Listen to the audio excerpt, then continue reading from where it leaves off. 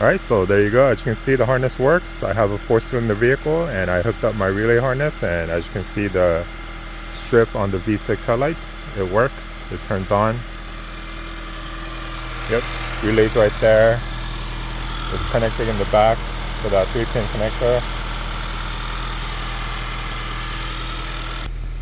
And then when I go ahead and turn on the headlights, as you can see, the headlights are turning on right now, and the LED strip on the V6 headlight, it dims out as it's supposed to, just like factory.